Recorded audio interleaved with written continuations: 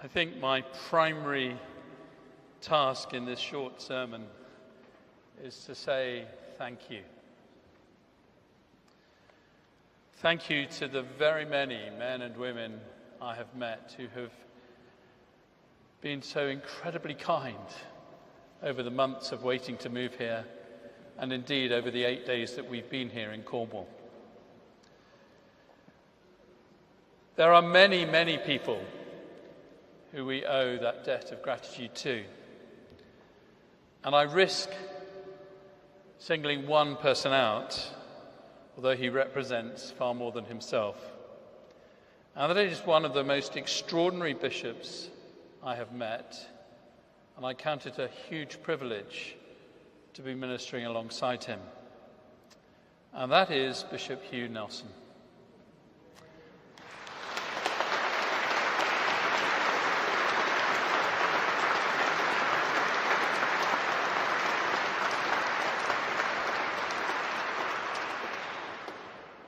Man of utter sincerity, who demands authenticity and demands that we pattern our lives on Christ. And that is an extraordinary account to be called to. I'm also conscious, and I won't name people, but I'm conscious that this entire service is written through with extraordinary care. New compositions, pieces of music that were used on the 19th of September 2014 when I was ordained bishop in Winchester Cathedral. And everyone has been so very gracious in crafting it. But centre stage were the children and are the children. The question at the door, who are you and why have you come? And that beautiful response from Paul's letter to the Corinthians, I resolved to know nothing whilst I was with you, except Christ and him crucified. Through to the offering of the pastoral staff by that remarkable group of youngsters, the Isaiah vision read with such skill.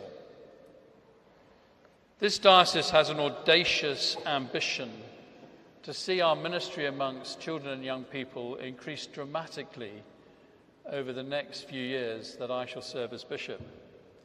And it's one of the key reasons that my heart leapt and I said yes to the call. A call that surprised me, a call that had an unescapable sense of joy about it, because it was rooted in the prayers of the Church of Cornwall. Because the 6 men and women that you asked to come and sit in the old Palace of Canterbury and interview folk for this role, well, I have never, I think, or rarely ever experienced such a profound sense of God's presence as in what might be and should be a terrifying experience of being interviewed by 14 men and women.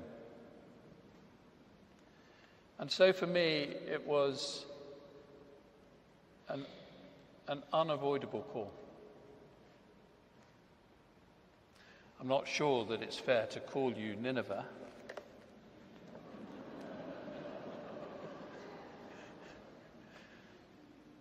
But the call was unambiguous.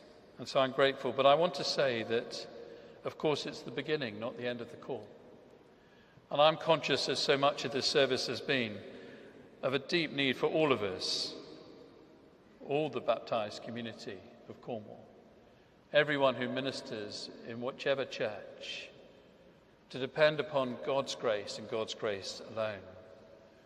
As we seek to minister both to the current pastoral community of the churches of Cornwall, but also with some risk, but with some courage and with some faith, to say, what should the church also be doing over the next 10 years? How do we reach a new generation? Well, some of that's already happening. Isn't that so often the case? That as we sense God's call, we see that he's already at work. Maybe that's what happened to Isaiah. Isaiah gets this fresh vision of God, and such a holy vision that he knows he's unworthy, and actually cannot continue, cannot stand, cannot speak. But in the moment he realizes he's unworthy, God, through his angel, touches him, and he is forgiven. He is made holy. He is ransomed, healed, restored, and forgiven. That's God at work.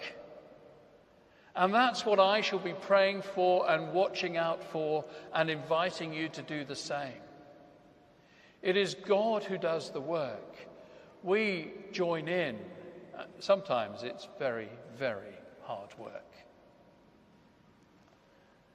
But will you do that with me? I want to spend the next 100 days primarily listening and getting to know the people of this diocese and its communities. If you don't think I'm listening enough, will you please tell me off?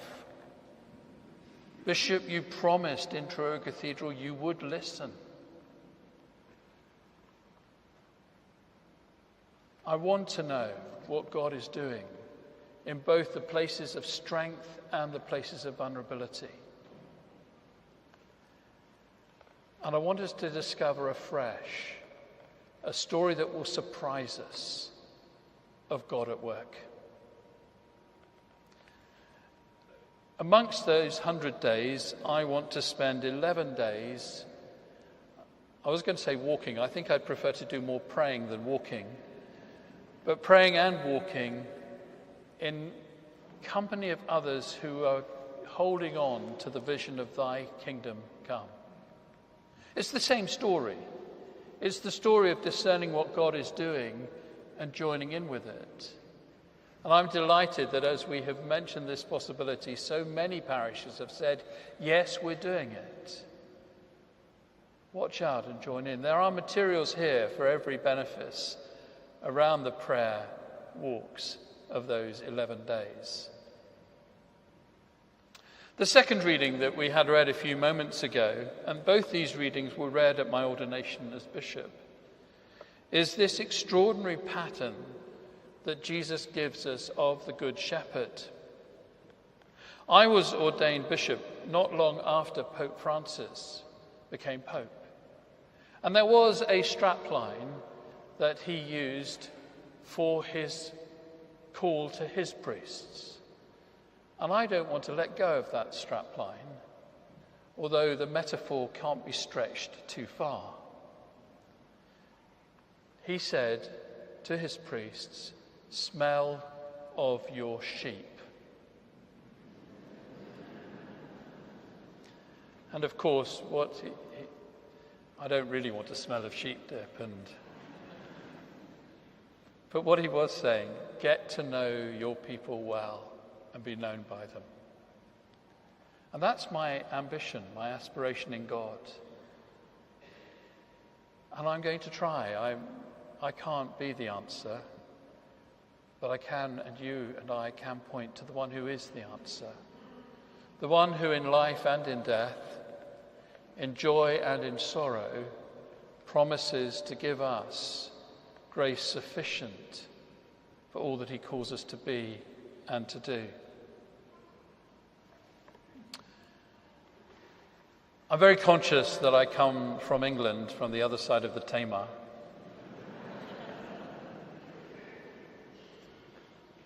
And I won't try and pretend to be Cornish, although someone did very graciously tell me that my heart could get warmed up.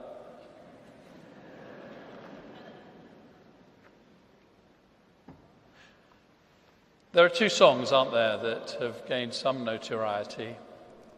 The first is the song called Trelawney. Interesting that it was Trelawney, the Cornishman, who became the Bishop of Winchester, who was who was sentenced to death. And was it 10,000 or was it 20,000? Depends which legend, I think. Cornishmen said they would not allow it to happen. But the slightly more melodic song, Cornwall My Home, has also caught my imagination, because it seems to me that ridden through it is a picture of eternity. Yes, proudly Cornish. I was born here, the songwriter wrote, and this is my home until the Lord calls me to sit at his hand.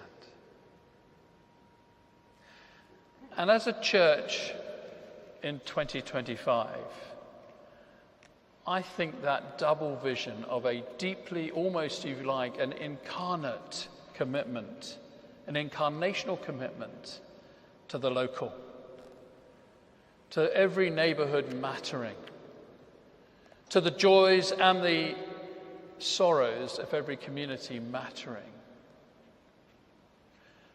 but never losing sight that there is another story that is being written at the same time. And it is the story of eternity. It is the story where one day things will be so much better than you could possibly imagine. We know at the end of Revelation that extraordinary image of heaven, where every tear is dried, where there will be no more mourning or sadness anymore, where the old will have passed and the new will have come. And then there is that image of a city and a river flowing through the city, and the trees flourishing by the side of the river, and the leaves of the trees being for the healing of the nations.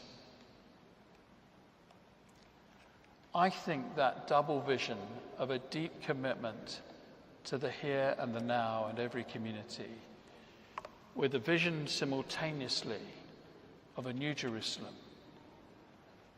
of a place where every tear is dried. What an intimate picture.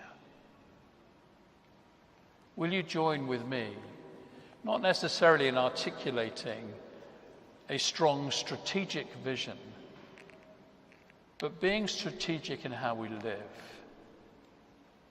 because we live to please the one who loves us, who died for us, who set us free through his Son, Jesus Christ, that we too might be ransomed, healed, restored, and forgiven, and discover what it is to live by grace alone.